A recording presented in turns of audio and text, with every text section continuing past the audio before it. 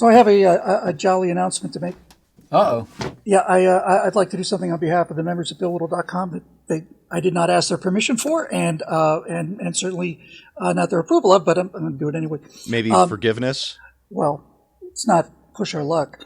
No, what I thought we would do is we would make the show, this particular Christmas, pre-Christmas members-only show, available to everybody so they can see how much fun we have on the Backstage shows. Oh, I think that's a great idea. Yeah. And then, we are going to have to ask for forgiveness later, and not from the members, but from the suckers who don't know what's about to happen to them. That's right. So, and this is going to be a surprise to me because right after you said I have an announcement, your audio cut out on my end, and then you came back right after whatever it was you announced. I said I thought we might, as a small Christmas gift, on behalf of the members, make this show available to the public this time, so they can see the hilarity. So it's really the public. It is the members giving a gift to the public. That's precisely correct. And that gift is the gift of us. That's and our Christmas present next year will be to not do this again. I don't know where did I see? My God, it might have been like on Laughing or something like that, where it was like make sure I get this joke right. First prize, a week in Milwaukee. Second prize, 2 weeks in Milwaukee. I think that was an old W.C. Fields joke about Philadelphia, but I'm not sure. I wouldn't be surprised. It could be, but who knows? Like things got. If people who are already dead knew the things that were going to be attributed to them after their death, they never would have declined to say them. And Gandhi warned us that would happen. He did. That's right. Before we say another word, I just want to make it crystal clear that I wore my Navy shirt today. Oh, there you go. It's a color Navy, or it's no. It's the U.S. Navy. So I'm calling dibs on the big, beautiful Battleship. I knew you would. Okay. And that's why, even though I thought that's a topic I think I'd like to do, I bet Bill's you'll get your licks in. Don't you worry. Oh, I'm sure. I was going to take that topic because I thought, who better than the one among us who knows least about the U.S. Navy or battleships or anything of the kind? I don't want to cheat the whole episode, but this is the essence of the Backstage show. I got to tell you, I heard the news yesterday, and I actually could not believe my eyes, or I saw it, read it. I just couldn't believe it, and I was so happy. Which part of it was unbelievable? The fact that there has not, the last battleship commissioned in the world was HMS Vanguard in 1946. Oh, so the fact that we're going to build some battleships. Battleships. Because my understanding is we just kind of gave up on that notion because we thought, well, why do you need those? Because you don't need to get close. Well, the idea about a battleship is that prior to the advent of the aircraft carrier, the guys who could throw the biggest guns with the most accuracy had control of the seas. Mm-hmm. And there was the gun club in the U.S. Navy in World War II. They called themselves the gun club, and they were the battleship guys. But by the time we were halfway through the Pacific War, it was clear that air power is... A battleship can throw a shell 20 miles with marginal accuracy, but a dive bomber can throw a shell 250 miles with pinpoint accuracy, and a much bigger shell, too. So once the aircraft carrier came along, battleships became essentially obsolete overnight. But things have changed. They had an important role to play. They did. In terms of air defense, you couldn't beat the number of anti-aircraft guns on a number battleship. one, absolutely right. Yeah. And they're intimidating. But the last battleship on battleship fight was Battle of Suriago Strait in October of 1944. So we're nearly 80 years away. And then Trump announces a battleship, and I swear I've been watching so many battleship simulations, this ship versus that ship. And if you've ever seen an actual battleship, USS Iowa is docked in Long Beach, the museum in Long Beach. And I went down there once to the cruise lines, right next to the cruise lines. And the cruise ships are huge. And this thing, compared to a cruise ship's not big, but honest to God, it just looks like it's made out of muscle. It is not something you want to mess around with. I read somewhere that there were areas of those ships that had like 16 to 18 inch thick armor on them. Yeah, that's exactly right. Yeah. It's unbelievable. Unbelievable. And the new ones, my understanding is they're not going with the big long guns so much as they are the capability to launch missiles. That's right. Tons and tons of missiles and enough spare electrical generation to do laser power air defense. Rail guns, lasers, whatever comes up in the future. Swarms of drones, I hope. Oh, yeah. Nothing's did you notice the size of the helicopter pad? They could take an Osprey. Yeah. Wow. So I'm thinking not just Ospreys, but huge numbers of drones and counter drones. Yeah, we'll save it for the episode. But Yeah, honestly, I've been just so much into like World War II battleships lately, and when he announced a battleship, I thought this is a great idea. We talked about like these ammunition ships a couple of shows ago, didn't we? A couple of right angles ago. Yeah. Like floating, just essentially freighters with multiple launch tubes in them. And I'd read that they were like the last class of battleships was really like the Iowa class that they mothballed after World War II, right. Brought out for Korea, mothballed again, brought out for Vietnam, mothballed again, and brought out for Desert Storm. Desert Storm. Yeah, wow. The Missouri launched the first Tomahawks that hit Iraq. So whoever the contractor was, the GC on that project needs to come back to the government and go, I think you got your money's worth. We got our money's worth. And not only that, I'm not making this up. This is why I was so like over the moon deliriously pleased about this. I think it was probably 2 or 3 days ago. I was asking myself, I remember where I was at 7-Eleven. I was walking to 7-Eleven at the end of a night here. I was about midnight. I was going home. And I remember walking in and I'm thinking, I know that these museum ships are anchored there and so on, but if you really had to get one out, could you repower this thing? Would it be cheaper to repower a World War II battleship or build a new one? Probably cheaper to get the old one. But Trump said they're making these things out of steel instead of aluminum. And man, I'm just so jazzed. I can't even tell you. I can't. Yeah. And the name. Well, we'll save it off for the episode. We'll save it. There's a book I'm reading now, which at some point I may do an episode about. I'm actually listening to it, so I didn't mean to lie like that. Actually, I think I just finished this book. It's called Breakneck, and it is written by a guy who was born in China.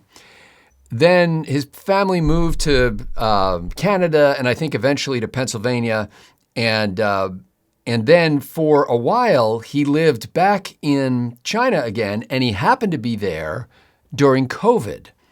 And so he got to see from that side of the line, so to speak, what was going on there. Anyway, it's an analysis that's basically comparing China and the United States. And he acknowledges that he's simplifying here, but he basically says, he starts out at the beginning and he goes, part of the reason every time he hears a story that China and the U.S. are at odds with each other, he always kind of chuckles to himself because he thinks, it's because they're so much alike. And in some ways, as he describes it, we are. But one of the things that I wasn't aware of that I'm sure you guys are is that essentially the top government officials in China are almost all engineers. In the United States, our top government officials are almost all lawyers. Yeah. Well, so you've got this culture of this engineer culture, which just builds stuff and breaks things, usually the thing they built. And then you've got this art culture here, which at the time of our boom times, we were building stuff like crazy. But once the attorney culture took over, we kind of scaled back and slowed down everything. But it's not that you're going to agree with everything in this book, but it's an interesting book to listen to a guy who's seen the world from both sides and to consider what kind of plans China is making. There was one great comment when he was talking about COVID. He said he interviewed a business person in China, and he said, why do you think the United States is having such a hard time keeping up with the demand for things like face masks, which, as it turns out, was probably a waste of money. But he said, why do you think they're having such a hard time with that? And the Chinese businessman goes, in the United States, they get together and they have meetings where they say things like, I'm not sure this is one of our core competencies. This is not really the heart of who we are. In China, the team of leaders gets together at the factory and goes, hey, can we make money doing this? And I think that there's a lot of truth in that.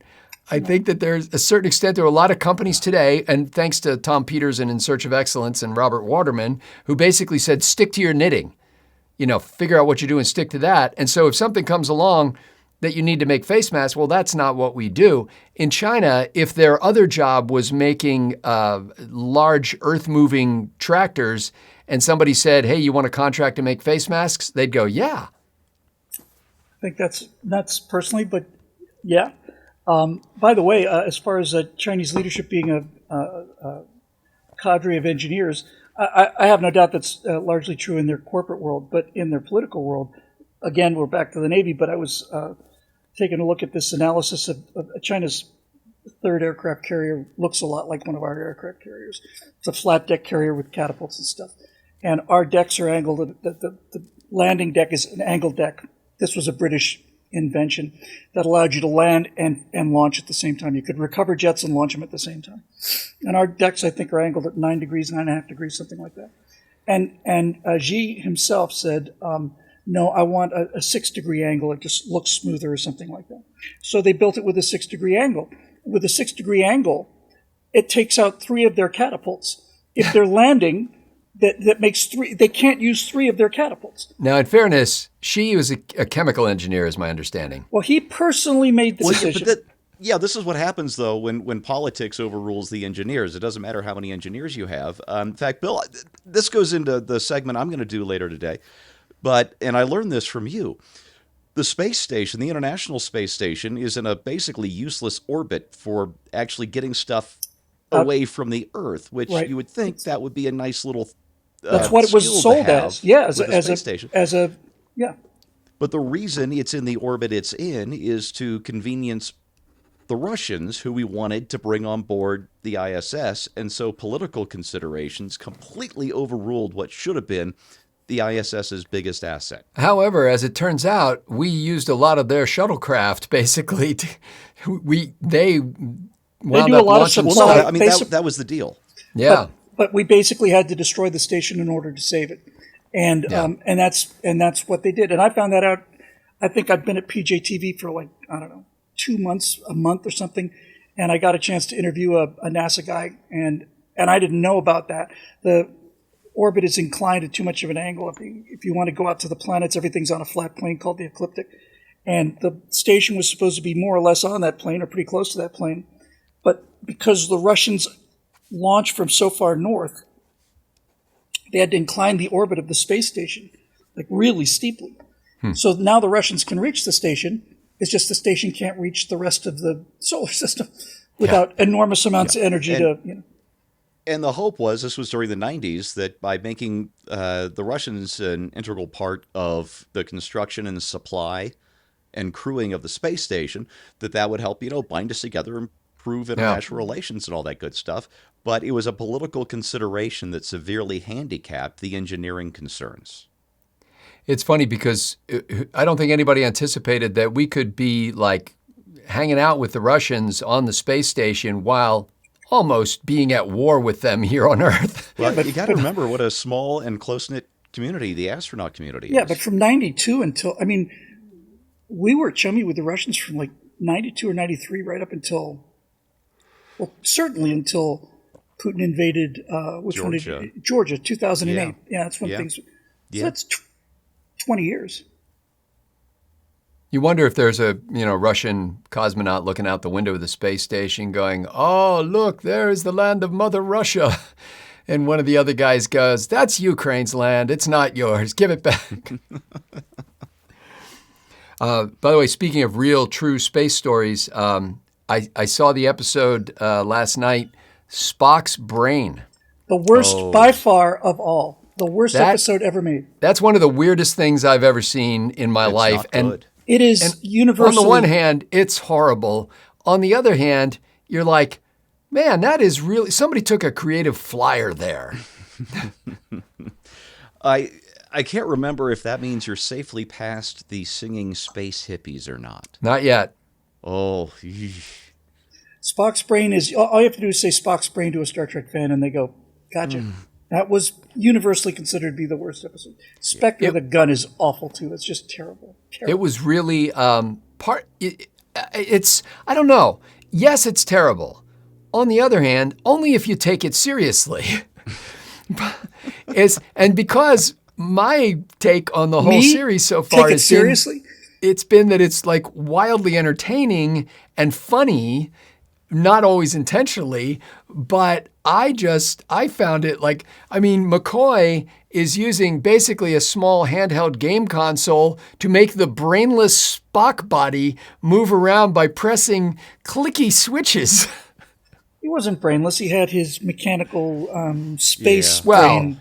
Yeah, he had that kind of mercury thing on his head. Awful. But and then McCoy like runs out of brain power while he's trying to reconnect the circuits to Spock's brain. Damn it, Jim. I thought it was great. I would watch that one again.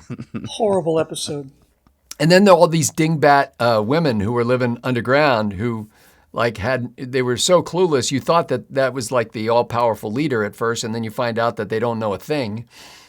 Yeah, well, I mean, they were so primitive down there, they had never been hit on by James T. Kirk. Well, yeah, they didn't even know. Oh, and that episode, by the way, I'm pretty sure, is when they got a new hairstylist. For who? For everybody? For everybody. Take a look at Scotty's hair. Yeah, Scotty's hair. And Chekhov's original wig was just and they had to have a wig on Chekhov because he had shaved his head or had a short haircut for something else.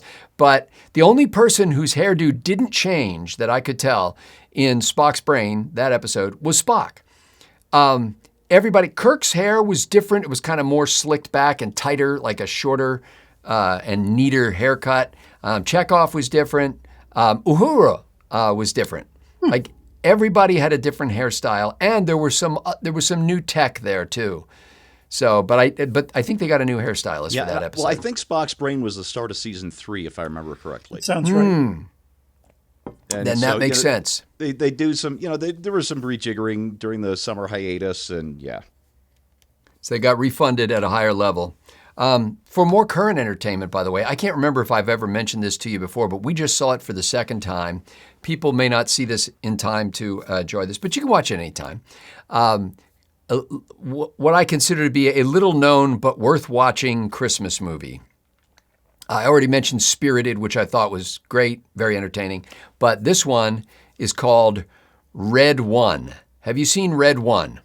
I've heard of it. I haven't watched it. Yes, is this the one? Yes, is this the one where there's like a lot of tech involved with Santa Claus? Like yes, it's great. It is. Okay, I'll have to watch that one then. I think so. In fact, I think my younger son told me he loved it, and I had to watch it. And of course, I ignored him. He's just my kid.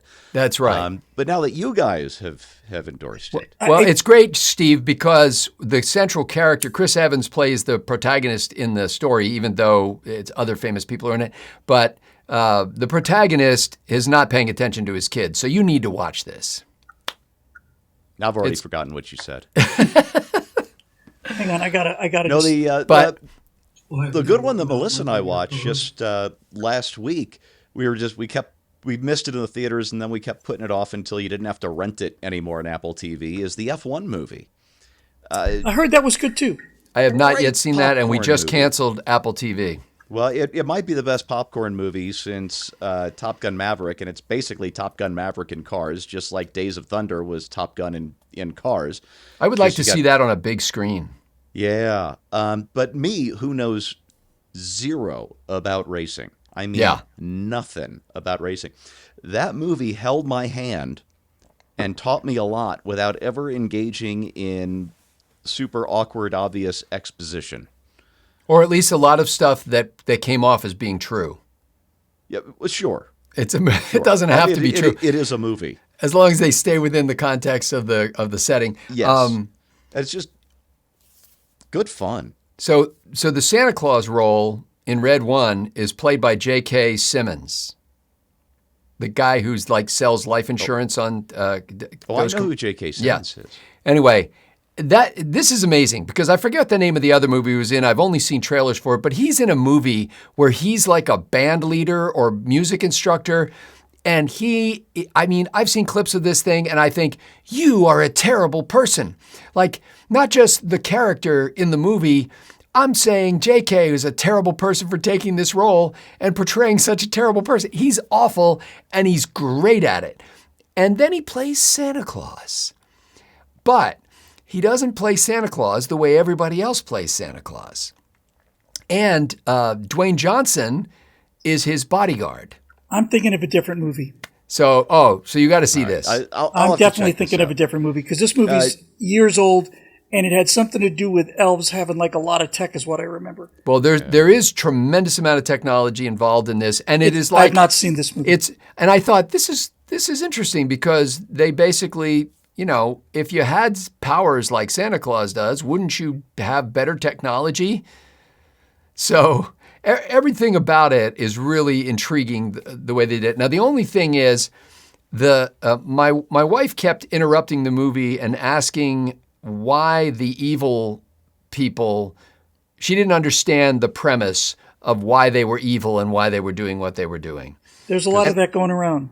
Yes. And I will acknowledge that it's kind of a lame premise, but basically the evil people were upset that Santa Claus, like in the movie, they say these evil people came up with the idea of the naughty list, that wasn't Santa's idea. And the evil people thought, it's funny because it's like Les Miserables. It's like grace versus law.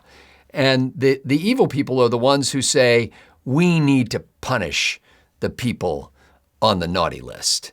Like they need to feel the wrath. And Santa was more like, hey, we need to give gifts to people and nice people. And but anyway, it's worth the watch. Very entertaining, even if you don't buy the central premise of the evil people. My wife still enjoyed the movie. It's called Red One. Yeah, I'll have to... Chris Evans, Dwayne Johnson, J.K. Simmons. See, J.K. Simmons can do anything. He's amazing. Been in the MCU, he's been in the DCU, and he's been in the Sony Marvel Spider-Man. So all three. One of the things I love about it is he is a fit Santa Claus. Like, he's ripped. His bodyguard, Dwayne "The Rock" Johnson, is spotting him on the bench. And he's doing this thing behind his head and he's doing these I don't know what those are called because I never do anything like that, but he's pushing up this weight and there are these gigantic iron plates on this thing and there's like 3 or 4 of them. And he does, 5 or 6 of these reps. And then he says to his bodyguard, okay, let's do it heavy now. And his bare arms are really muscular. He's trim. Like it's just not at all the way you have seen Santa before. He was the only guy in the movies ever who got J. Jonah Jameson right. Ever. Mm-hmm. He was just absolutely great. And what was the movie he was in with the drummer? Oh, what was that? Was he nominated for? I've only seen the clips. That movie was amazing. What was that film called? There's a one-word title, I think. And the kid who played the drummer was really great too. Yep. And he's a famous actor. That kid I knew from. There's a Greek director who I've been obsessed with a couple of years now, Yorgos Lanthimos, who made a movie called is with Colin Farrell, The Killing of a Sacred Deer, and the same kid from the Drummer movie played one of the creepiest villains I have ever seen. He's great in this Yorgos flick. I got to get the name of that movie though, Steve. What was it? I'm pulling it up right now, and it's not new, but no, it's not new. He's got 236 IMDb credits. J.K. Simmons does. He's phenomenal. Probably about 6-7 years old now, I would say. That it's great. I'll bet it's older. It's great that he's one of those guys I think who just understands he needs to work. Like you just work. It's a business. You work. He's not waiting for the that perfect role. He's like, give me the role. I'll make it perfect. Okay, did you find it, Steve? No, I'm still looking here. Okay, two other celebrity-related things. Last week we talked about Phillip Rivers, who got called up after 5 years out of the NFL at the age of 44 to fill in for an injured quarterback on the Indianapolis Colts. And he's played 3 games now. Whiplash. And Whiplash, is that the name of the movie? Okay, awesome. Thank you. Yeah, God, that was. You're right. 9 years ago. So Rivers is putting in pretty good performances. And somebody wrote a column, I don't know, Washington Post or somewhere today that I saw, that basically said, hey, Rivers is really putting on a show here, and the Colts are letting him down. Like, he comes out of retirement 5 years down the road. He's got 10 kids and a grandson, or a grandchild anyway, and he is really doing great. But the defense of the Colts is stumbling, and they've got some other issues. So anyway, we've got Phillip Rivers at 44, who's threw his first touchdown as a grandfather. Today, I read that Lindsey Vonn is qualified for the next Winter Olympics. She's a downhill skier who's 41 years old, and she got back into the game. And I think last year was, it may have been number 1 or number 2 in the world. Wow. And they thought, there's this thing where I think there are, I forget, 4 or 5 skiers that get picked for the downhill events for the Winter Olympics for the United States. And then the coach has the option to pick another person. And so everybody thought, well, Lindsey Vonn, since she's back in it, is going to get picked as that kind of alternate, hey, we can pick anybody we want. She doesn't have to necessarily qualify. But Vonn qualified. And she was super excited about the fact that she didn't get a free pass, basically, to be part of the team. So 41 years old, and I'm thinking, we talked about this last week. I was like, isn't it great when you see these geezers performing and you're like, hey, that's great. Old people can still do stuff. And then I just thought today, wait a minute. I could be their dad. Both of them. I could be Phillip Rivers and Lindsey Vonn's dad. How come she gets to have cartilage and I don't? Seems unfair. Oh, that's a brutal sport. Just unbelievable, jarring kind of thing, and just terrifying. Flying down you can't. You're on ice. Something. There is a reason ABC Sports chose the ski jump guy for the agony of defeat. Well, and you're coming up doing these kind of grand slalom kind of things, and you come up over this hill, and sometimes it's icy surface, and you've got to keep everything tight together. If you just get one arm out a little bit, you go into this tumble and spin and crash, and it's unbelievable. And she's 41 years old. I had to step into a jog across the road the other day, and my knees made the noise like the APC did in Aliens after she blows the transmission, and Hicks is there. Hey Ripley, ease off! You're just grinding metal. Yeah, that's more how life is with me. Anyway, I just thought it's always cool to see the geezers performing, and then I suddenly realized I'm grandfather age for everybody in the NFL. And I would just like to remind viewers that I am old enough to be the guy that is just slightly too old to date her. I'm a geezer, he's a geezer, she's a geezer, they're a geezer. Wouldn't you like to be a geezer too? Steve is at the if I date her, people will talk. He's at that age. I am at the age where people would just go, oh, ooh. And then, not to be a downer about it here, but I saw we've been watching, as we have many years, The Voice, the musical talent show, and one of the musical talent shows. Anyway, so we're a little bit behind. So no spoilers, people, please. We're a little bit behind in this season, and we turned it on the other night to try to start to catch up. And before the show starts, Carson Daly, who's the MC kind of guy, and the 4 judges who are there, Snoop Dogg, Reba McEntire, the guy who was in that boy band whose name escapes me, and Michael Bublé. So they're all standing there, and it's kind of darkly lit.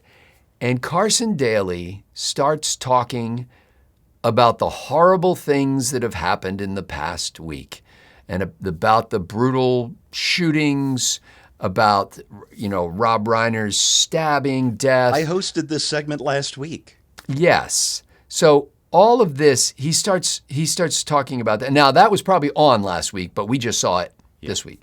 Anyway, and I just turned to my wife, and I'm like, I am the most compassionate, sensitive guy you want to meet. I weep at the drop of a hat. I am very sensitive. And I just turned to my wife and I said, this is a talent show. Why? Stop the virtue signaling. Just shut up and sing. Yeah. And it's just like, and maybe, that's what I think it is, because part of me goes, well, maybe it really impacted them because, they really cared about Rob Reiner, and then they started thinking about, but then I thought, no. Even if they really cared about it, they know they're making a show that is supposed to make people happy. And they start the show, not at the end of the show, I mean, they shouldn't have done it at all. But they could have done it. It's like opening your kid's piano recital with a land acknowledgement. Yeah. Yeah, exactly. So anyway, it was just a tin ear moment, and that's perfect analogy for The Voice. It was just like they just felt like, okay, well, we just need to say something because everybody's watching the news. And I thought, do you understand that people are watching your show because they don't want to see what's happening around the world? Precisely. And you just drag them back to Bondi Beach? You just drag them back to Brown University and to Rob and Michelle Reiner's place? Like you. Yeah, also, if I haven't been watching the news for a couple of days, I don't want that guy telling me that Rob Reiner's been murdered. Mm-hmm. Well, that too. And honestly, people say, well, you're insensitive. Everybody should care about this. Everybody should have. Honestly, folks, no. Like, we do talk about stuff like this because we're a talk show about the news. Yeah. But no, everybody shouldn't. Escapism entertainment. Yeah, it's almost perverse when you, and I've done it myself, so I'm like pointing the finger at myself, when you hunker down in front of the TV or the internet and just start madly consuming news stories about events at distant places that have nothing to do with you, which you cannot affect in any way, and you just obsess over it. And I'm surrounded with people like that. I know these people. On the flip side, what if we started opening our segments with a song? I like that idea. Forget your troubles, come on, get happy. Have you heard the story of that hot rod race when Fords and Lincolns was setting the pace? The story is true, I'm here to say, because I was driving that Model A. She got a Lincoln motor, and she's really souped up. That Model A body makes her look like a pup. It's got 8 cylinders and uses them all. It's got overdrive. Just won't stall. I could do the whole distance on that one. So good news for our illegal immigrant viewers. Till the end of the year, they are tripling the bonus that you get paid for self-deporting. Yeah, I might claim that. I was just going to say, I need the money. I'll book I'm a going flight back to the old sod, I tell you. Oh man. So this is a little snippet from the story that I got out of the Wall Street Journal on this, and under the headline, "Migrants who self-deport to be paid $3,000 in exit bonus." I have never had a job where I got an exit bonus. They were like, get out of here, get your stuff, put it in a box, and we will escort you to the parking lot. But it's kind of like one of those corporate golden parachutes. Yeah, just think of that. I mean, Pinochet did that, only without the parachutes. So here's what we got. Put together a very generous layoff package for you here. The increased stipend still represents a significant savings for the government. So the president is not throwing away your money, nor is Kristi Noem. Significant savings, which earlier this year estimated that the average cost to arrest, detain, and remove immigrants living in the U.S. illegally, I think they mean an immigrant.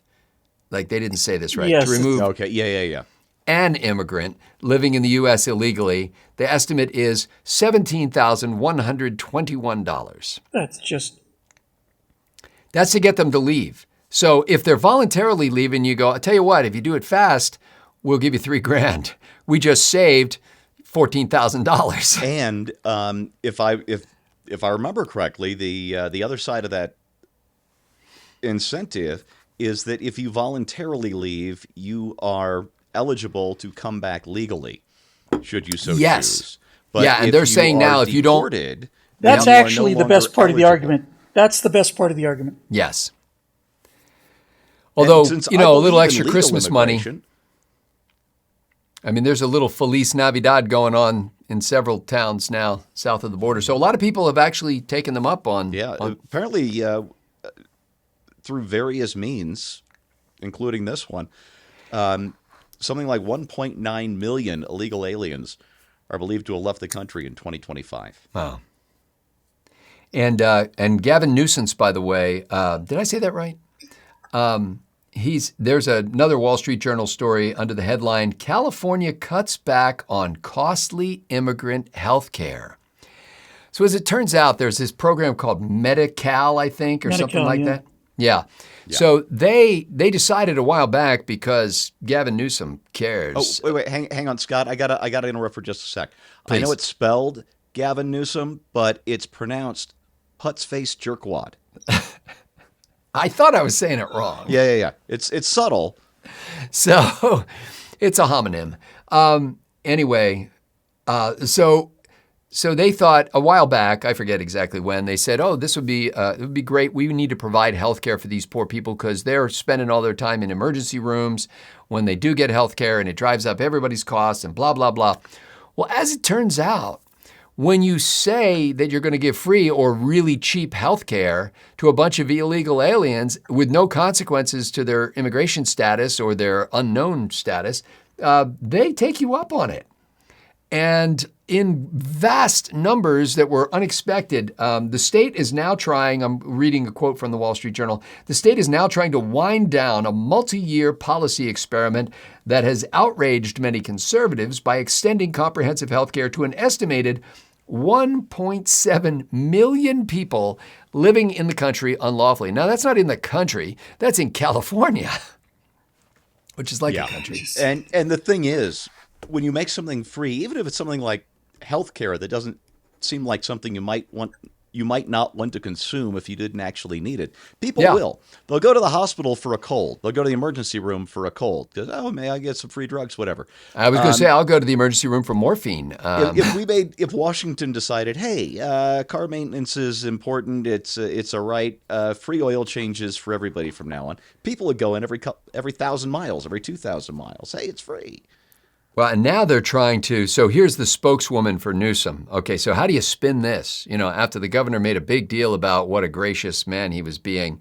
In fact, they have a picture of him in this article standing in 2022, standing in front of a sign that says, it's a slide projection that says, California will be the first state to achieve universal access to health care coverage. Anyway, right above that, in the story, that's the picture. Right above that picture is the quote from Marissa Saldivar, a spokeswoman for Newsom, who said, the governor and legislature made a fiscally necessary decision that ultimately helps preserve the long-term viability of Medi-Cal. In other words, we were going broke doing what the governor was saying he was going to do back in 2022, and we had to stop it. Oh, it's just this. Yeah. The cost projections came in at something like $2 billion or whatever it was initially. Mm-hmm. And I want to say within 2 years, it was something like 10 times whatever the initial projection was. Yeah, they have this great, and you probably can't see it from there, but there's this great graph which shows the line going up that if they had continued to go where they were going, they've got 1.75 million people now. They would have been at 2.5 million in a couple of years. And then they show the line now that they've cut it off, and that line just plunges at a 45-degree angle down to 0.75 million. Anyway, that's, if you're getting ready to run for president, what do you want to be able to say to the voters? And it sounds to me like he's trying to curry favor with people who think government shouldn't waste U.S. taxpayer money by funding healthcare programs for people who broke into the country. He's going to clean up that conservative vote for sure. Oh. Yeah. No, I don't think conservative necessarily, but I do think that there are people who will go, hey, Governor, that's my money, especially like union people and people who are working like traditional jobs. You know what I saw yesterday or day before? There's like 2 feet of water in a lake in Death Valley. There are just 2 feet left? No, this has been a dry lake bed for like 10,000 years. Oh. It's called Lake something or other, and there's been so much rain in California. Lake. It's called Lake something or other. I've forgotten the name, but it hasn't been a lake for like 10,000 years. Wow. And I saw this woman out there. Through no fault of its own. She's in Death Valley, and you look around and to the horizon. There's water like this deep, and it's like, my God, I think this is like the first time we're like really, really out of drought. We got more rain in November than we've gotten in like the previous, like in 4 months prior to this year. And then there was not to be too quick about it, but right now is the time to set that state on fire again, because now you've got some water. Thank you very much. Yeah, I guarantee you the next problem will be massive flooding in California. Thousands of people are going to lose their homes. But also the Central Valley, which is called something or other Valley, is a giant bowl. It used to be an inland sea or a giant lake, and they drained it to, I think Mulholland did to get LA water. But it's a giant bowl, and this thing has been filled with this standing fog for like 2 weeks now. Huh. It's cotton thick. No one can see anything. It's called radioactive fog, not because it's radioactive, but because radiation fog, rather. And it's because the ground is warm and it radiates. So it's radiating. So anyway, this fog has been there for 2 weeks, and guys are saying like it's leaving like this coating on their cars. Like some guy will like run his hand across the grill of his car and he'll hold his hand up and there'll be like all this white kind of sticky stuff on it, And I thought, that's got to be. Turns out there's so many. There's a lot of particles in the air in the Central Valley, a lot of dust up there, and there's a lot of agriculture. So there's pesticides and all this other stuff. And when that fog doesn't clear for 2 weeks, those rain droplets absorb all of this stuff from the air. So it's like mud droplets. Well, it's kind of like it's like the movie The Fog. It's just like this. Wow. Completely. There's a movie called The Fog. Yeah, it's a great movie. Oh yeah, a horror movie. Really scary movie. I didn't think it was a romance. Yeah, that's a good one. So the thickest fog I've ever been in was Surprise when I was living behind the Redwood Curtain up in Northern California. And it was about 2 a.m. I'm driving home from a date so I can get maybe 90 minutes of sleep before I have to go back to work at 5 a.m. And I'm going up 101 and I'm doing 7 miles an hour, I think. Yeah. With my door open. Oh, Lord. Watching the lines. I'm keeping... So you could see the ground? Yes. That's a good idea. But I couldn't see past my hood.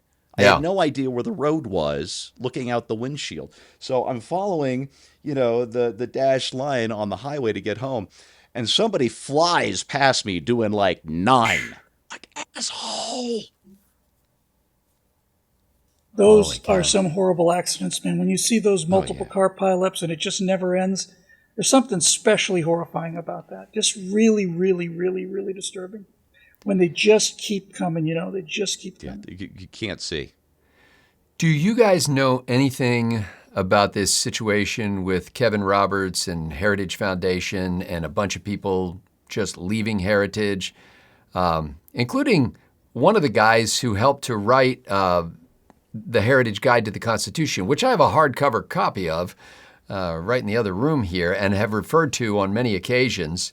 And Ed Meese took his entire, basically all the people who are leaving Heritage are going to Mike Pence's organization because there's a combination of things. One is they feel like Heritage drifted away from their fiscal conservatism in order to curry favor with Trump people.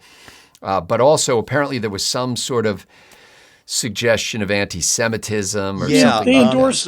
They endorsed, was it Tucker or Fuentes? Tucker, yeah. And the Roberts guy, I think, is the chief of Heritage. Yeah. he could have just, stayed silent on the whole Tucker Carlson thing when that came up. This is going back a month or two So ago. people are chastising Tucker Carlson because he interviewed Nick Fuentes, who's a guy from the Proud Boys or something? No, he's a He's Groiper. a Nazi. What is it? He's in charge of the Groiper army. Ah, okay. Sorry, I got my made-up names wrong. Roberts guy could have just, maintained a respectful silence, whatever. Stayed out of it. Yeah, that's not what Heritage does. No, instead, he made this really ham-fisted video. Oh, really? It went viral for all the wrong reasons. And now, apparently, I just saw this a couple of days ago, and I hardly touch the whole Tucker Fuentes thing. I never liked Fuentes, and I'm sick of Carlson. And I just don't like commentators commentating on commentators. Right? Apparently, Heritage the bulk of their econ and legal teams are gone. Yeah. And he announced it. Robert says most of our staff from our legal and economic centers are departing immediately, making it sound like he fired them. But in reality, they wanted out. I don't think we've done a single show on this. And I think we don't have a central command center here. I never know what shows Steve or Scott are going to do until we do them. That's what makes them fun, and same goes for them. But we've never talked about this conservative civil war, and I don't mean to get into it in any detail now, because I'm a big believer in the 11th commandment. But with that said... And I didn't know about it until you just said it, so go ahead. It's, this AmFest thing that TPUSA just had was just nothing but one super prominent person coming up and severing lifetime bonds of friendship with others. Ben Shapiro had just nuked Megyn Kelly and Steve Bannon. I like Megyn Kelly. Steve Bannon. Yeah, she's siding with Candace Owens in this whole thing, and I want to keep my away from it as much as I can. But when I see somebody I respect saying, "Oh no, you don't really understand Candace Owens," while Candace Owens, is saying that Jews control the weather. Candace Owens is a grifter, plain and simple. That's all there is to it. Yeah. Well, and whatever. I don't watch Candace Owens, and honestly, I haven't seen Megyn Kelly in years. So, but even if you're a reasonably intelligent person and you're involved in that kind of thing, honestly, these people, once you get to the position where you've got to entertain people, you've got to get those eyeballs, you've got to do whatever you can. The temptation must be tremendous for them to slip off into crazy land because they know that they can draw those people in. The only reason I bring it up now is that somebody asked me what my opinion of the Civil War on the right is, and I said the assassination of Charlie Kirk was just so brutal. It was like an overpressure shockwave from a thermobaric bomb. It's just a shockwave, and it went out through the conservative community, and it kind of shook everybody loose. Anybody who had loose connections to the branches, you know what I mean? Yeah. If they weren't really solidly rooted in a philosophy that they are consistently with time and time again, kind of blew them off the tree. And I think that's basically what happened. And I'm not happy about it, but to me it seems much healthier to be having this argument out in public about whether or not this is something that we should allow in the tent than to not have that discussion, That's really what it comes down to. And that's an ongoing argument for 100 years or more that, because people realize in order to put together a party organization that can win elections, you've got to appeal to people who are not with you on some important issues. Right. So that was always the frustration for my friends who were the, strictly fiscal conservatives, and were very, the moral issues were very important to them. And they'd be like, well, we don't want to ally ourselves with those guys. I'm like, well, that's okay. It just means you're not going to have a representative in the House. So, it's that or Satan. Yeah. And yes, that's exactly right. But I think, and I'm a big believer in the Big Tent. But I also believe that there comes a point when you have to stand there at the entrance to the tent and say, no, not you. Yeah, but we don't have to do that with commentators. It's just like those people are not our representatives in government, and I don't care who you watch or listen to. I'm not going to, I don't feel compelled to tell people whether Tucker Carlson is a good or bad guy. It's just I don't watch him, so he does not affect me in any way. And yet, when you see Heritage, who an organization I respected, and I actually a number of years ago, by some weird coincidence, I wound up sitting in on a meeting led by Ed Meese he was leading a regular, I think weekly, prayer meeting in Washington, D.C. of people who were in government, basically. And so a friend of mine was going down to that, and I had been invited by the economic director in the White House to come and have lunch with him at the White House. So I was going to the White House, and my friend Rob was going to this prayer meeting, so we both went to both. And so I got to sit with Ed Meese, who seemed to be a gentleman and a very bright man and a godly person and all that kind of stuff. And to see all these people basically saying, you know what, we're going to go over to Mike Pence's organization because Heritage just isn't keeping the torch burning for the stuff that we thought was important. I haven't seen anything quite like this since FreedomWorks imploded, and this has got to be, I think, a dozen years ago now. FreedomWorks. Yeah, you remember that? That was the Texas congressman who went from Democrat to Republican. It was his organization. I wish I could remember his name, but it escapes me. If I said his name, you go, was he the guy we saw when we went to D.C.? Like PJTV took us to D.C. once, and there was like some sort of reception. Yes. That's the guy. I can't remember his name. I met him. I know. And the thing is, now you know why FreedomWorks isn't here anymore. My grandfather heard him speak. I want to say at WashU in St. Louis when he was running for Congress. And my grandfather was so impressed, he wrote his first ever out-of-state political contribution to some guy in Texas. Hammer, was it? No. And the reason I remember this scene, Scott, that you half remember too, is I related this story to former Congressman, what's his name? Dick Armey. He said, Dick Armey, thank you. Yes, it was Dick Armey. And Dick Armey said, I remember your grandfather. That was my first ever out-of-state check. Huh. Holy cow. Right?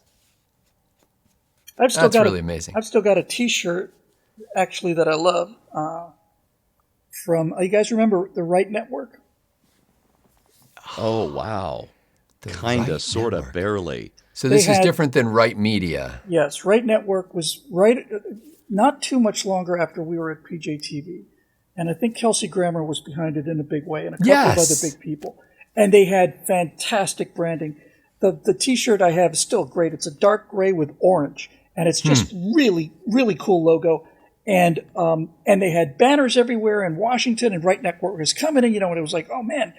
And then I think what killed them was their distribution, like their satellite deal fell through, and then all of a sudden they didn't have any. No viewers, no money. Exactly. Yeah. So, but I remember that. I just remember being so. This is right around the time I did that iconography afterburner about how the Democrats just got so much more sense in terms of graphic design and color and all this stuff. Yeah. And then Right Network came out with this killer logo and these killer colors, and it was really bold and clear and clean. However, the left doesn't call themselves Left Network. They call themselves Netflix or Disney or whatever. Yeah. And they don't go, hey, we're doing political stuff over here. Come and see it. They just make things that are political. What was that left-wing radio network that lasted for flopped? Yeah. I can't remember the name of it, but it was misbranded.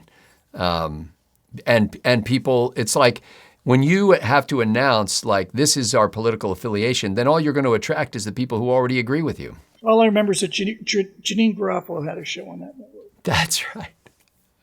Well, far be it from me sitting here on the right angle panel to comment on. By the way, there's a Facebook group out now called Right Angle News.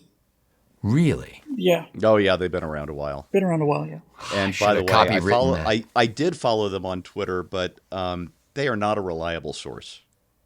No, not like the 3 paragons of accuracy and diligence that you see in front of you, ladies and gentlemen. That's right. Our motto here is MVP for minimum viable product, and some days we actually live up to that.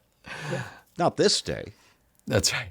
But it is not this day. But it was not this day. This day we fight. That's still one of the greatest written speeches ever. Oh, yeah. And I actually almost collect those, and I'm not like literally collect them, but in my head collect them. It's like it's a very common trope where you need the leader to make an inspiring speech. Yes.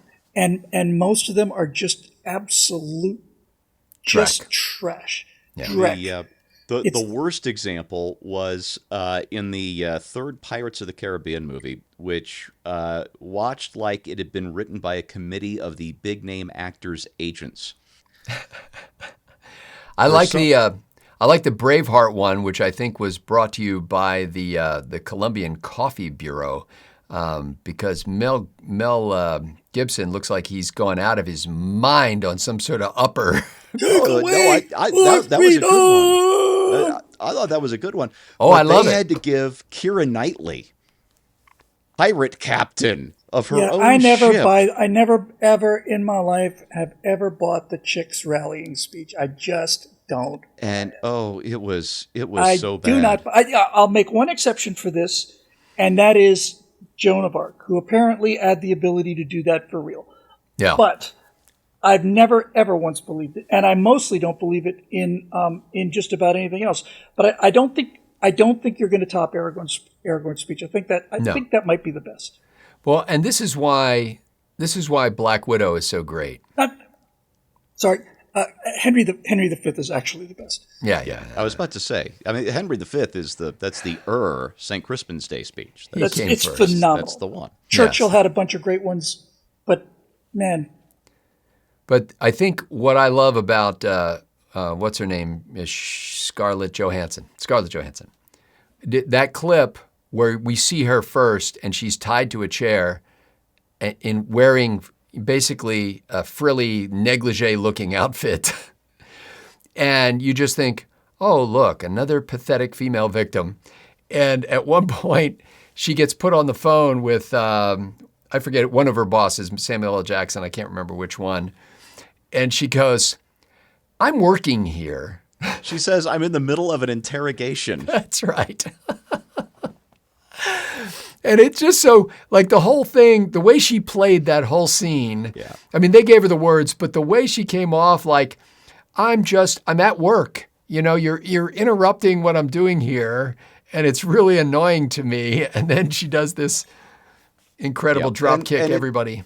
And it set the stage later for when she's talking to Loki that she has this sort of reverse interrogation technique where the interviewee thinks he's the interviewer. Yeah. And, yeah. So there's two movies out that actually thinking about going to the theater to see. One of them is Avatar, Fire and Ash, which I have no desire to see at all. And Hamnet. Yes. Yes, we talked about that before, didn't we? I think we did. Yeah, but the fire thing. Hamnet, yeah. I saw the water one. I didn't see the first Avatar one, and it's just like the first one. No, you didn't miss much.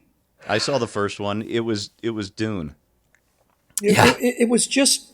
Well, it was Dune meets Aliens. It dances with wolves in space. It's the white man leading the noble savages to feed his own kind and stuff. And thank then goodness they were so noble. Otherwise we could have been slaughtered. I actually pulled it onto my desktop because I knew it was going to be handy. I saw a typical liberal woman basically saying, "I don't ever want to hear the word illegal alien since every single one of us here is on stolen land," and then just did the whole diatribe, right? Yeah. And in the comments section, somebody wrote, "She has summoned the clip." And there's a clip. And there's a clip, and I don't know what movie it is, but there's a clip where there's like a Union cavalry officer sitting there with Chief Sitting Bull talking about how Sitting Bull says that the Black Hills are sacred to the Sioux. And then this cavalry officer just comes out and says, the Great Spirit didn't give it to the Sioux. You came out of Minnesota armed to the teeth. You slaughtered the Pawnee. You did this. You enslaved. Just bam, bam, bam, bam, bam, bam, bam, bam, bam. And he said, you did it because you wanted their game, meaning their animals, and their land, and we just did it to you for exactly the same noble purpose. And I thought, well, some of the clip. But that's a story of mankind right there. And in this, in this thread was this JPEG. I just grabbed it. Fun facts about stolen tribal land. The Sioux took the land from the Cheyenne, who took it from the Kiowa, who took it from the Pawnee, who took it from the Crow, who took it from the Arikara. The victories not only took the land, they enslaved their enemies, murdered most of the men, turned the women into sex slaves, and sold the children for. But liberals. And let me just say a word on behalf of my clients, the buffalo. Well, I just wanted to say the way progressives get away with this is they say this land was stolen from the indigenous people, and that's where they get their get out of jail free card. And I'm just waiting to hear this next time. I'm going to say which indigenous people.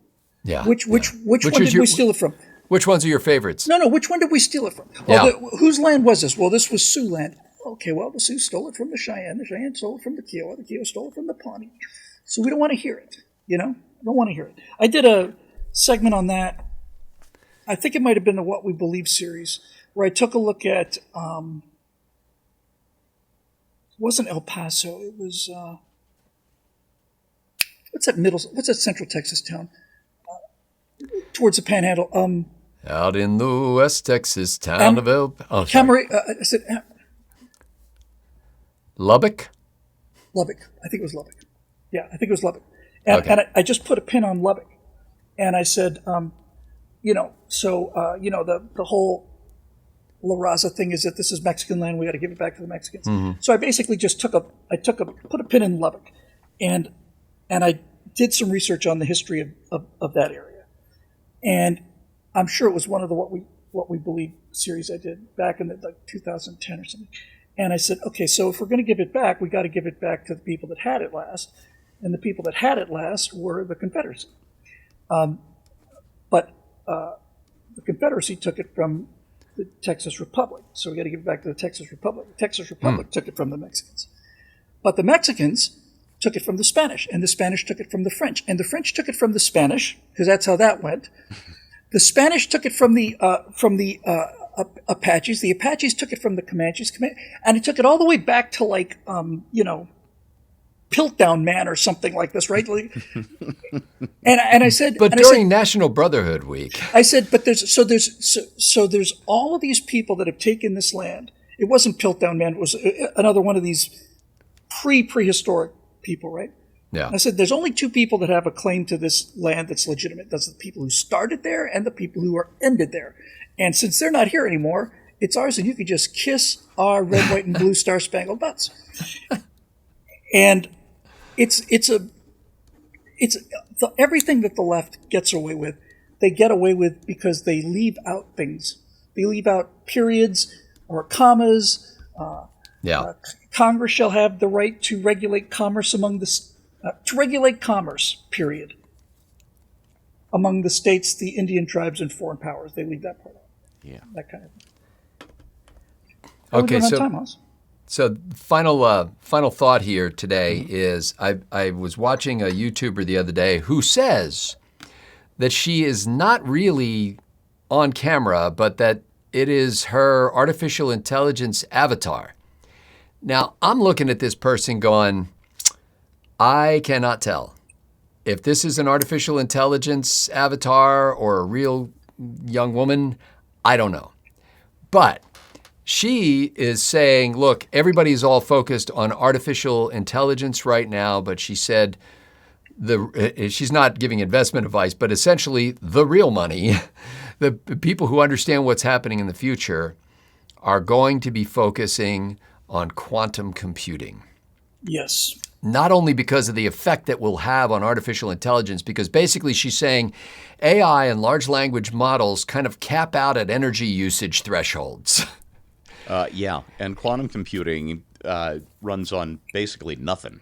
Yeah, and ideally on the, just under the surface of the moon would be a good place to run it because you got to keep it, you got to keep things at like 1 degree off of absolute zero or something like that. But this, so I'm reading a book right now by a Japanese guy, but because I'm trying to learn Spanish, I'm reading it in Spanish. It's called Quantum Supremacy or Supremacia Quantica by a guy named Michio Kaku. And I just throw that out there. Kaku. Is he famous? Yeah, he's an astrophysicist. Okay. So anyway, it's his book, and it's... He's like an educated version of Neil deGrasse Tyson. Really? An Is that educated possible? version of Neil. No, an educated version of Neil deGrasse Tyson. But By the anyway, way, I want to refer to him as Mo deGrasse Tyson. That's right. Just to have it on your radar, if it isn't already, is while I am an avid student, and so is Bill especially, but of what's going on with artificial intelligence and large language models, and we've talked about my frustrations and Bill's with this kind of technology, but I'm trying to learn as much as I can of what's coming down the pike, and the stuff that they're talking about with quantum computing. Basically, it takes you from going from like linear computing to simultaneously everything all at once. That's right. So you're saying, gee, I wonder if we could create a drug because we just found out former Senator Ben Sasse has announced that he's dying of pancreatic cancer. I wonder what kinds of molecules would be required to kick the butt of pancreatic cancer. Let's test them all simultaneously right now in a few minutes. Yeah, if we had to do that, if we had to examine each protein, it would take hundreds and hundreds of thousands of years with like the fastest computers in the world. Yeah. And a quantum computer can do it in 4 minutes or something like that. And there are numerous calculations where they said, okay, if we actually had to do this on a normal computer, binary processes and everything, this would be 1 trillion years. But we did it today. So since you brought it up, let me just chuck in a couple things that you guys may or may not know. Probably not. First of all, I think Microsoft has got the currently most advanced quantum computer that's involved on the planet. And this is not what reporters are saying about it. This is what the actual quantum scientists are saying. In the limited tests that they've done, and I think they've only got 8 qubits. They're only using with 8 qubits. But that's a qubit is not either on or off like a digit is. Yeah, this is what makes it quantum. It's in an infinite number of states. Simultaneously. But yes, but the spooky actual, action at a distance, as Einstein would say. The engineers have said that based on the limited work they've done so far, as near as they can tell, the quantum computer goes into other dimensions to get the answers, and we don't know where the answers come from. And it's really just like a lizard on a treadmill in another dimension. They're saying it is doing things that we cannot explain. Well, and that's the thing. Like large language models are essentially regurgitating aggregated information. It's a conversation simulator. An LLM is a conversation simulator that already exists. Yes, but these quantum computers, according to this author I'm reading, is basically saying the limitation right now is stuff we can imagine, and this computer can do things we can't imagine. Yeah. Well, we have not seen any sign of synthesis yet among all of these so-called artificial intelligence systems. It's clear to me at this point. I'm deep into this subject. LLMs are not consciousness, and they don't claim to be. They have access to a lot of information, and they're very good at predicting things, but they're wrong about a lot of things, and they're clearly not it. One of the things that the people that I really respect, who are really, really out there on the frontiers of things, are saying, the arrogance of trying to build. We're not talking about artificial intelligence because Grok and ChatGPT are a form of artificial intelligence. They are able to access information and help you in ways and sure. so on. But we're talking about AGI, artificial general intelligence, which is self-aware intelligence. I remember when I first was interacting with Grok, I actually had like a 3-hour session when I was talking about a lot of astrophysics, and I remember typing in, "Sorry to keep you waiting while I move these giant meat puppets through real space," and typing on the keyboard, because my assumption was that Grok was just sitting there waiting for me to hit the return key. But as it turns out, it doesn't exist between return keys. No. My responses are instantaneous as far as Grok is concerned. I keep telling Grok, I'm like, listen, I am a human being with a finite lifespan. You can't write this much stuff when I ask you a single question. I know. And you can ask it to keep it concise. But anyway, I'm going to die while I'm trying to get an answer from you. Yeah, you really got to tailor your prompts to what you actually want it to return. It wants to please you. That's its most fundamental programming. I got a friend named Jim who was there at the creation of the digital age. He was there. He was in the room when they first created MS-DOS. He was there with Bill Gates and all these guys. But he could have killed that guy and it never would have happened? He built the first Amazon website. So he was present at the creation, right? Yeah. And he is he's a very devout Christian, and he is absolutely. I've learned so much from him. He is completely convinced that consciousness does not exist inside the brain. That you can think of it as existing kind of in the cloud, and the brain allows you access to this information. But he said, and the reason I think this is because no one has ever shown where in the brain memories are stored. No one can even describe consciousness, let alone. Yeah. And I'm thinking, you're trying to build something. You can't even describe what it is. We can't even tell you what consciousness is. Yeah. And the belief for the last 50 years of digital computing has been, once you have enough connections, once you have enough neural connections on the computer system to match the number of neural networks, intelligence will just happen. He said, it doesn't. No. And then you get into some really weird stuff, which is, if you look at the structure of neurons, they contain these microtubules, tiny, tiny, tiny little molecular structures that are especially conducive to quantum effects. That inside these microtubules, quantum states are in a place where they are in not else in the real world. That there's something about the structure of our brain that is actually activating quantum effects on a very small scale and turns into consciousness. But he believes it, and I've come to believe that consciousness and biology are absolutely inseparable. That it's just folly to think that you can build a Tin Man that'll do this. Now, needless to say, a lot of people disagree with that, but I think there's a lot of truth to it.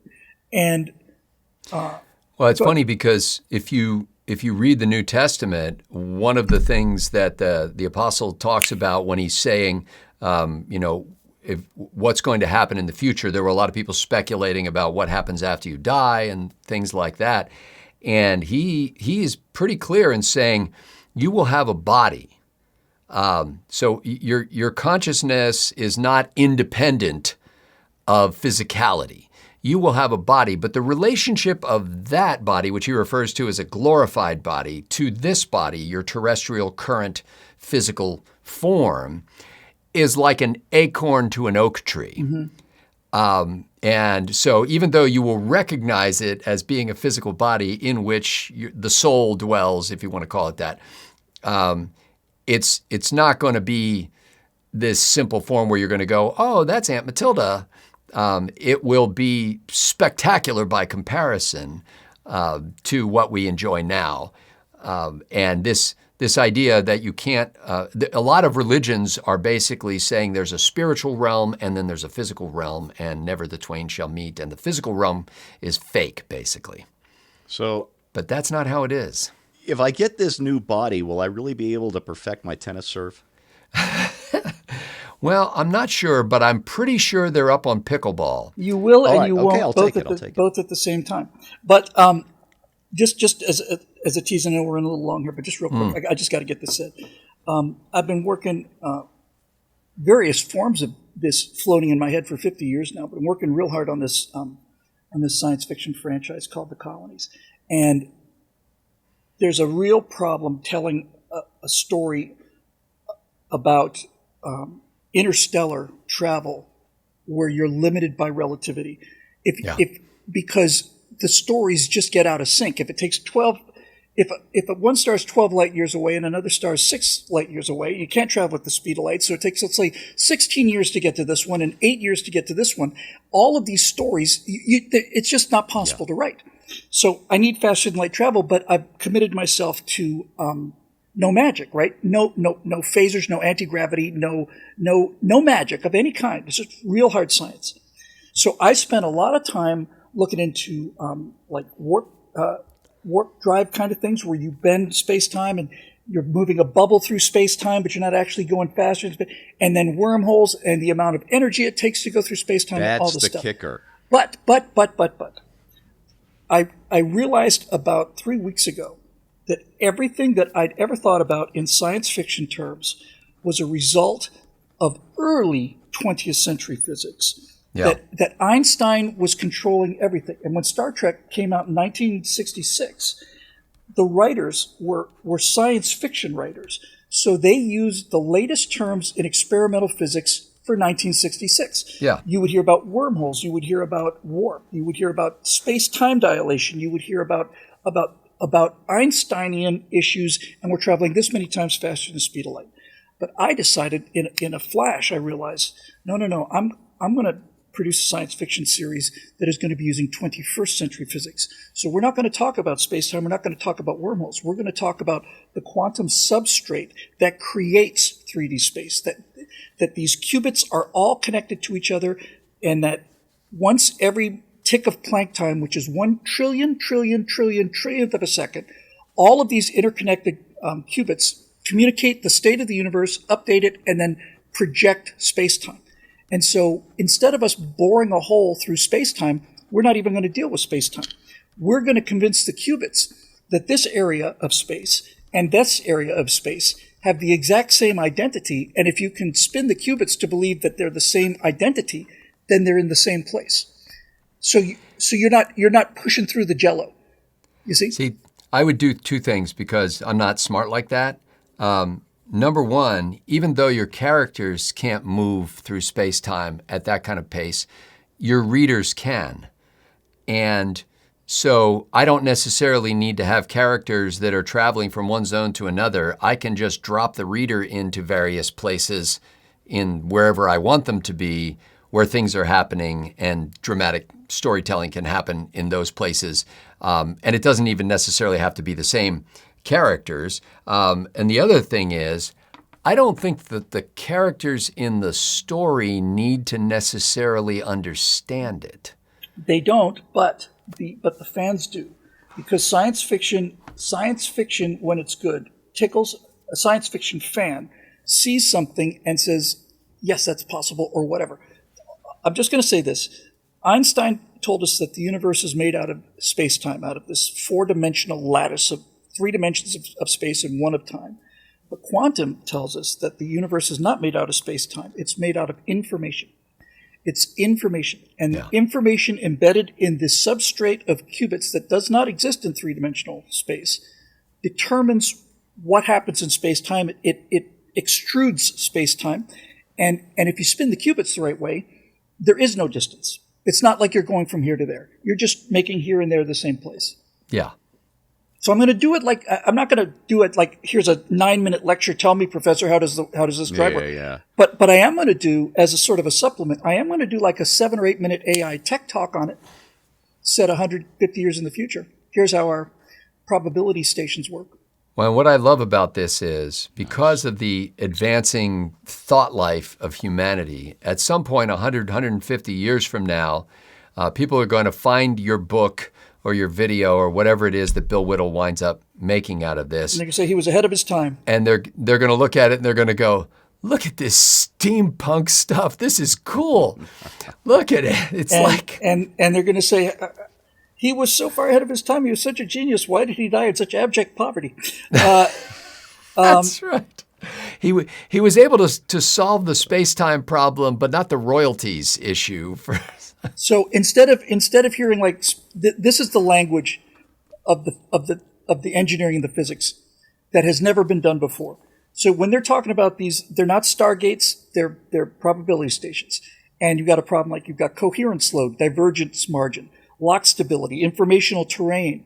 You've got risk gradient profile, safe divergent envelope, delta risk curve, gradient creep. All of these terms are quantum terms that are dealing with the fact that in order to make this thing happen, we have to maintain the stability of the information.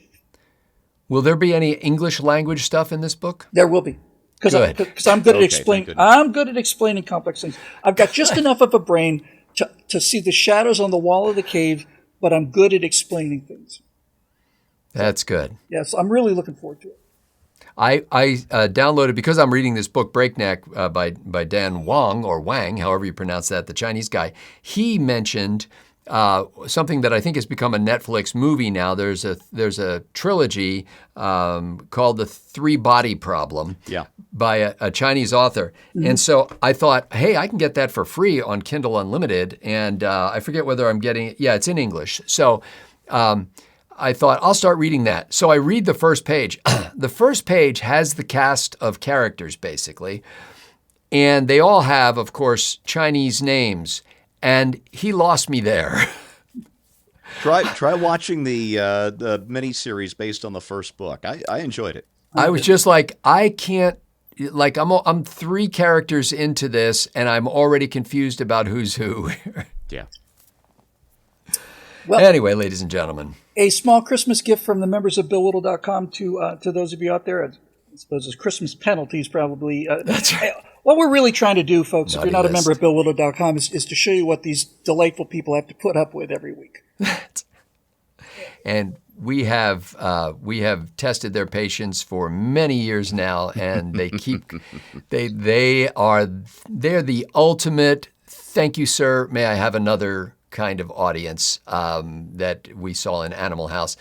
So we are grateful for the people who have stood with us all these years. We like to have fun. We also like to get pretty intensely serious at times. So if you have not yet watched any episodes of Right Angle, what is there, like 6,000 backlogged episodes Yeah, that they about can watch? 6,000. We've done about 6,000, Yeah, Some insane number. And then you can look back and like see times when, people had hair and facial hair and 60 pounds more and, hair that wasn't gray, like all kinds of things.